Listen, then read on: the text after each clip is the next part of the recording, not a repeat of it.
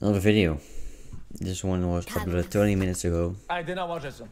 It's got less than 1,000 views already. My car in San Francisco and stole my backpack. But what they'll soon find out is that thanks to some high-tech glitter and fart spray delivery mechanisms, that's no ordinary backpack. Ain't nobody back here, right? And this guy's also trying to break into my car. But what he doesn't realize is those are bulletproof windows, because that's just funny.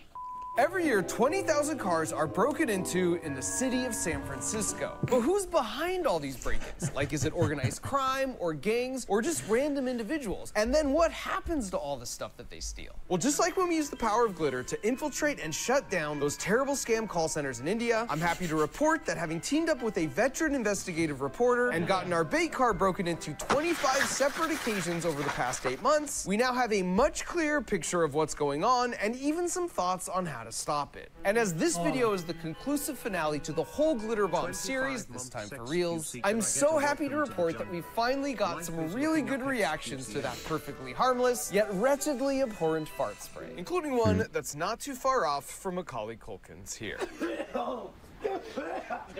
Now, if you haven't seen any of my other Glitter Bomb videos, the 15-second recap is that 5 years ago, these two took a package from my porch, which inspired me to combine my engineering skills with my Christmas time affinity for Kevin McAllister. And that not only led to different versions of Glitter Bomb bait packages that would spin, spray, flash, stick, punch, or fly, but it eventually led us over to India, where we ended up infiltrating, then shutting down 5 of those terrible scam call centers. That's but crazy, Mark, you object. You said last year was the final Glitter Bomb. And that was true. Until earlier this year, I had the unfortunate realization that glitter and fart spray hadn't solved all forms. Booty crack?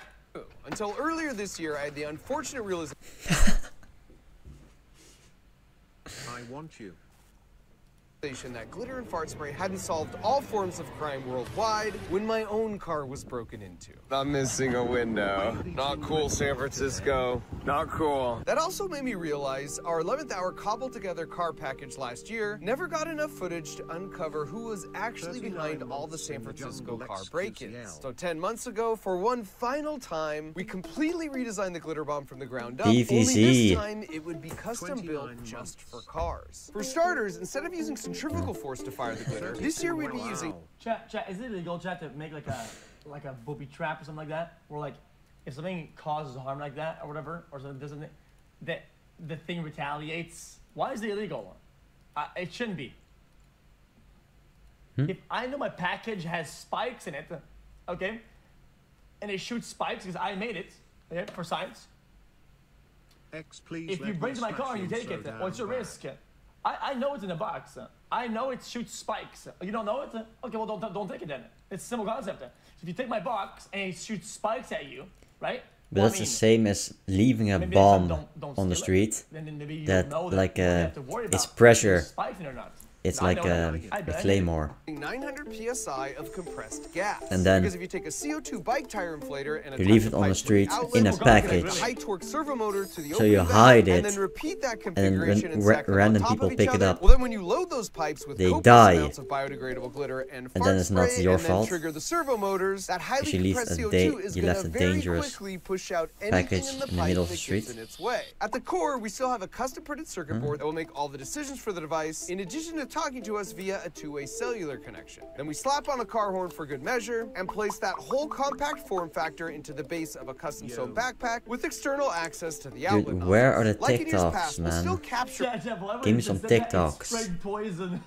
Maybe Instagram Reels. Those are decent. Footage using a pair of phones that get tucked into the sides, with the added benefit of serving as the backpack GPS and the speakers for the countdown timer. And once these backpacks are stolen, they'll of course be on the move all over the place. And since there's no guarantee we're going to get them back, for the 3rd year in a row, we turn to my friends at T-Mobile to make sure no matter what, we get the footage from the cloud, given the complete coverage and crazy speeds of their network, that I've actually gone out and benchmarked myself before. Finally, we lock up the bottom compartment to prevent tampering, then use a rubber stopper glued to a patch to plug and conceal the outlets. Then as a decoy to divert suspicion, we got some clothes and a bunch of old non-functional laptops to place in each bag. We also created a second version with a suitcase form factor and identical guts in case word got out about the backpacks. Then the car itself has 8 hidden dash cams, all powered by a 2,000 watt-hour camping battery in the trunk that also plugs into the backpack. What if instead I had a spray? Man, stop pausing. I was listening to the music. That when you breathe them in, they bind in your lungs and cause lung damage. Barrel jacks. One to keep the entire device and both phones at 100% charge until stolen, and the other to serve sort of as a digital tripwire. So like the backpack knows they start exactly breathing their own blood. to initiate the We see stolen bag protocol. We also served up two they more aired surprises in this year by first creating a gas car you had with in your impossible to package. break polycarbonate windows, which is the same That's stuff some bulletproof next glass level is made of. tomfoolery. That car also has the added benefit of a microphone in the trunk for detecting when someone's trying to break the window, which will of course release the air in this tank, triggering this pneumatic piston with a special surprise on the end. And as a final idea, we took an actual gaming laptop, removed the extra fan, and in its place my added laptop? a GPS tracker that would continuously stay charged by using the laptop battery. That way Where'd we'd they always get know that, where man? it was, even if they wiped the hard drive. The thought here was to put that laptop in a backpack to actually get stolen with no glitter involved. And then with the help of Dan Noyes, who spent 30 years as the chief investigative journalist for the San Francisco ABC7 News team, we could trace the laptop's footsteps to try and get some answers. So after a couple of months of designing, testing, and building, we put them out in a few different cars, and we waited. And we didn't have to wait long. But before I subject you to gratuitous amounts of broken glass, I'm gonna start off with a little broken glass of my own. 3, 2, 1. Nice shot, Eloise. Yo. I'm Mark Rober, and for over a decade, I've been making It's an YouTube videos ad, to man. showcase what it means to think like an engineer. But what exactly does that mean? What is this, Ready? dude? Whoa. And that unlocks creative new ways to have fun. And that's exactly why I created Crunch Labs, where you get a super fun toy. How does this guy have so many right kids, now dude? and reserve yours. You nailed it, Gabe. That was nice. Out of the gate, it was pretty clear if our goal was to find out who was behind all these car break-ins, they were going to do everything in their power to not be found out. But the advantage of teaming up with an 18-time Emmy Award-winning investigative journalist is that when one of our 8 cameras catches these guys nearly causing an accident, we can play it back so Dan can run their license plate, which must be precisely why they'd removed their license plate. Thankfully, on our third break-in, our luck improved. Classic. And this time, we struck pay dirt. Because once Dan ran the license plate, he made a shocking discovery. Isn't that worse, chat? If they get car Shocking. Turns out this car belongs to a longtime SFC college professor I was who also shocked sits on the watching board this of a video. prestigious Oakland Completely charter. shocked. And so like any good investigative journalist, Dan found his Chills. home address and showed up to confront him. Except he turned out to be a really nice guy who informed us that his license plate was stolen from his car a few weeks prior. And what Dan would eventually learn on nearly all the other license plates he would run over the course of our operation is that not only do the thieves commonly drive around with stolen license plates, we got Georgia plates, but they tend to steal from a similar color and model as their own vehicle to avoid an obvious mismatch. So the car thieves showed they could handle our cameras and investigative techniques, but now the question was, how would they handle a little bit of harmless five glitter? head. Spoiler alert, not very well. What if the bag shot a microchip and it put it into the arm, and now they could track them? Tracker, yo. Oh no! That's a tracker, please no. No, see, that's a tracker. I'm trying to. Right here.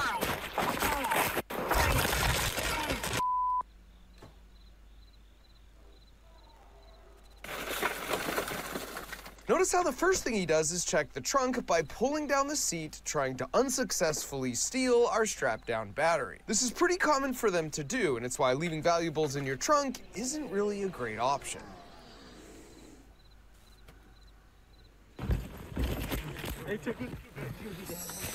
California, dude. What is this? In the end, he changes his mind not just about our backpack, but our laptop too. Really, dude? Come on, man. This next one is truly one of my favorite They reactions. know. Because one of the guys proves there actually is honor among thieves as he takes the full blame for the fart spray stench. And I'm just gonna let the tape roll to give you an exclusive first-person viewpoint of what it's like to ride along with some of these smash and grab thieves. To the next spot. Keep going. No, yeah, to the next. To the parking lot. F that. Money, we got Georgia plates. I got it route for us, Money. Okay. I got it route for us. If you talk about this parking lot. Yes, and there's two more. Yes, and there's two more parking lots going down the street that we gotta hit. I just don't know what bag.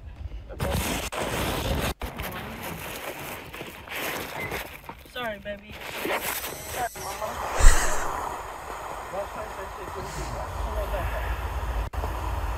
Back here, right? It shouldn't be. I smell it now. Me too. I'm smelling something. I'll claim whatever though. Yellow. I'll claim whatever. Is that shit back there? Just go. It don't matter. Just go. Do the other one.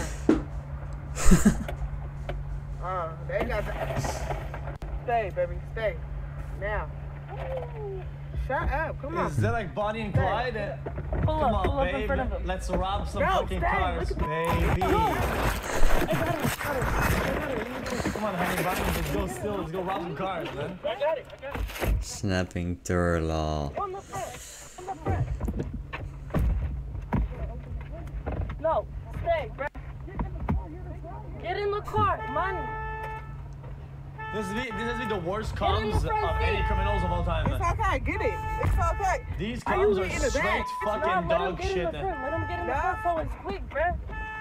Get in the front. Open your door. No, that suitcase not gonna fix it, my shit. These people just fucking suck. What is this?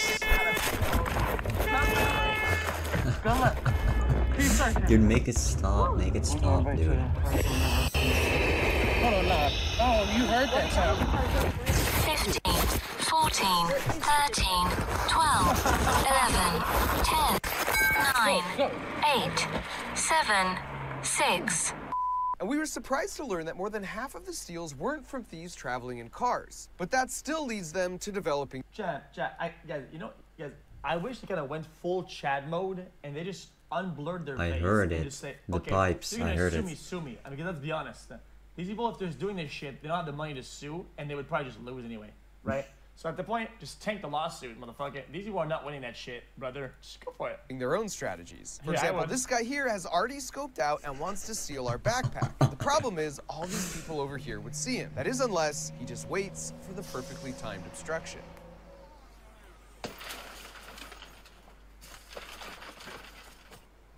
This guy not only has an official construction worker type vest on, but his technique is to break in on foot,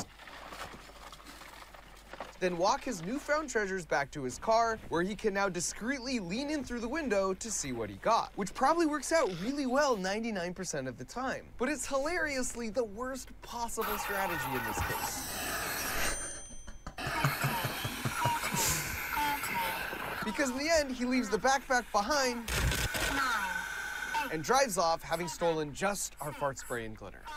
Now, one thing all the thieves had in common was how quickly they could break the glass, which is actually surprisingly difficult to do if you don't have the right technique, because all car windows are made from tempered glass, which, by the way, as far as inventions go, is an incredible feat of engineering, because it not only makes the glass much harder to break, but if it does break, it shatters into harmless pebbles that aren't going to leave deep cuts. The one Achilles' heel to tempered glass, however, is it's extremely vulnerable to highly concentrated points of stress. So while this window can easily withstand my soccer ball, baseball, and even wrench, if I take a simple spark plug and harvest just the ceramic insulating part, the sharp, ultra-hard aluminum oxide is able to create a tiny localized stress point on the window, and that's all it takes.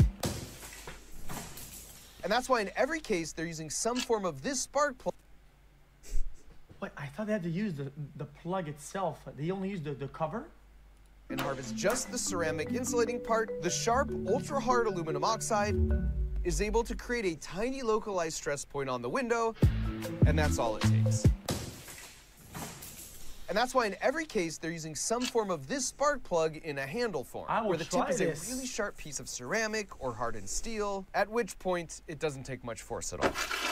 And since it's typically so easy for them, while the pop-up face didn't activate because of a dead battery issue,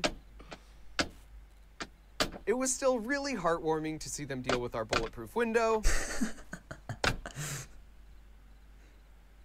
when a juicy piece of luggage was just sitting right in plain sight, only to eventually leave in frustration, totally empty-handed. And to be fair, quite a few of the break-ins were from individuals it would be a stretch to classify as seasoned professionals. For example, this guy Guys, tried they to were use a this blowtorch close, to break the dude. window, This which close. definitely isn't a Just, thing. he He eventually could finds a have screwdriver slapped to it one snap more the edge of the time. glass, but then realizes he broke the wrong window and the backpack won't fit out. So he goes to unlock and open the door, but now he set off the alarm. So he has to ride off to avoid suspicion with mission unaccomplished. Or there's this guy who spends about an hour tracking the car, pacing back and forth, Guys, come this up is with better a than the plan Force and Spray, work up dude. the courage to make the steal. Only to eventually learn this hopeful life lesson on taking stuff that isn't yours. Smell it just keep getting stronger and stronger. It's on my ass, look. Now before I end this video, and the whole Glitter Bomb series for that matter, with hands down the best reaction to the fart spray we've ever got in 6 years, I want to revisit the question Dan and I hope to answer through all these— Chat, why doesn't it spray ink that ruins all the clothes and is impossible to get off your hands? Like the ink that they have in the stores.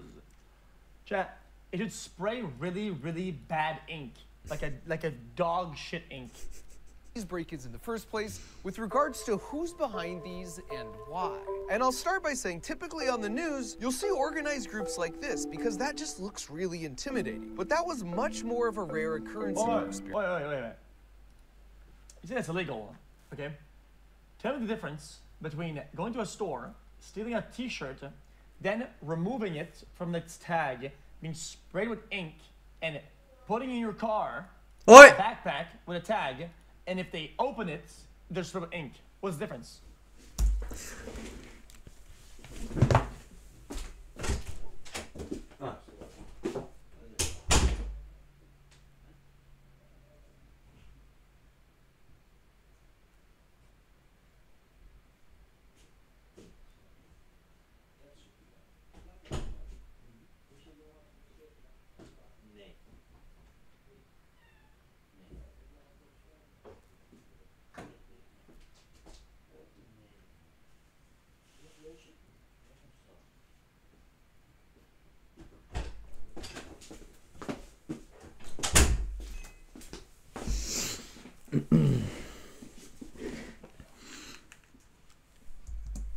Like, who cares how long left the video?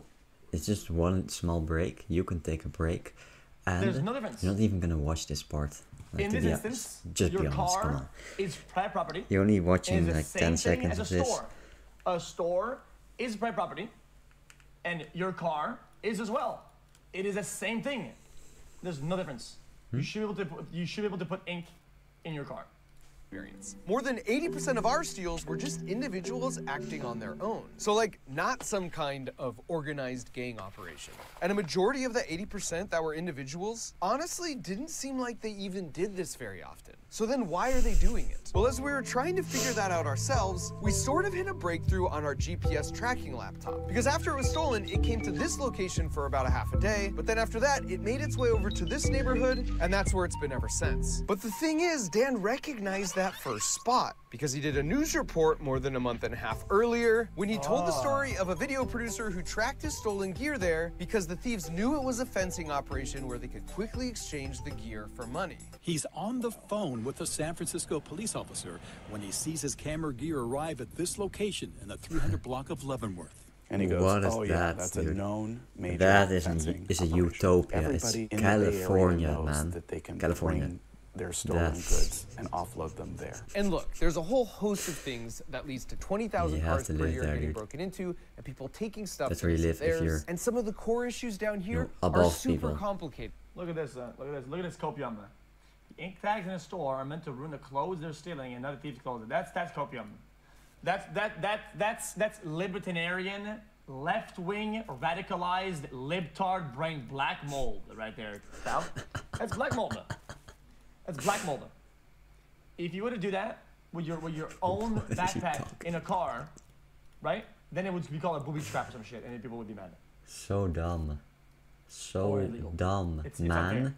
and require nuance and public policy to address. But right below people stealing from cars are these fencing markets. There's a demand for these stolen goods, so it feels like shutting down these markets and not having a place to exchange stolen goods for money so incredibly easily would go a long ways to stopping car break-ins. This is also why you see people stealing things like soap and toiletries from a place like Walgreens. The thief doesn't need that much soap, but when he knows he can easily turn it into real money in less than an hour, you eventually get stores that look like this, or just permanently have to shut down altogether. And I can't imagine I'm telling the city something they don't already know, but when you have a public news report about a spot apparently everyone knows you can go to sell stolen items, and then 1.5 months later, my laptop goes to the exact same spot to be sold, it certainly feels like more could be done here to remove the incentive for the break-ins and store thefts to occur in the first place. So with that, I'll leave you with this. And I feel it's very important to point out here that this fart spray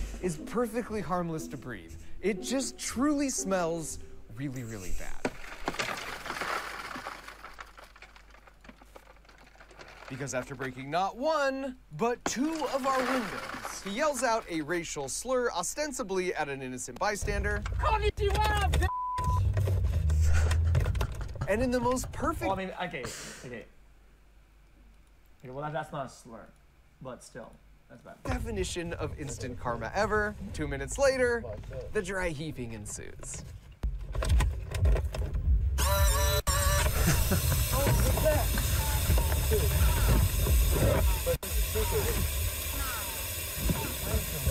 Toss it. I'm gonna toss it. Stop driving. Stop driving.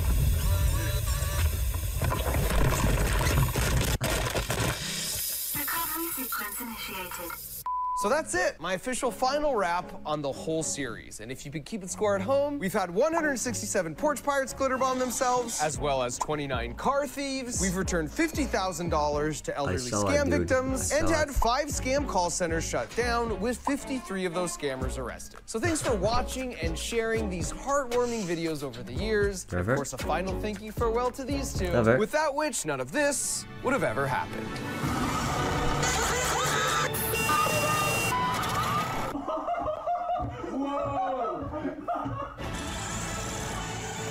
That fucking bullshit.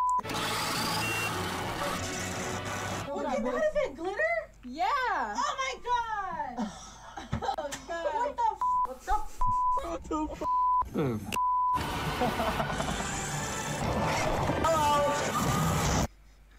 Oh. Ew, I smell it. That smell. Alright, we f***ing get it. Okay.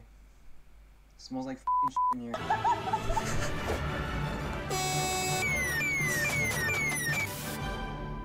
Scam. You YouTubers.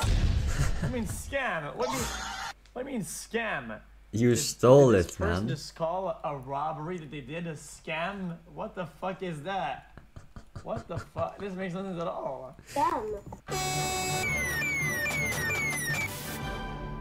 Scam.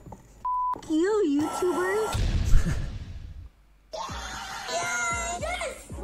If you want a Christmas morning reaction like that, well, I got great news for you, because they're opening this toy. It's called the Crunch Labs Build Box. It's something I made to help kids think like an engineer. Because I myself am an engineer. I worked at NASA for a bunch of years, and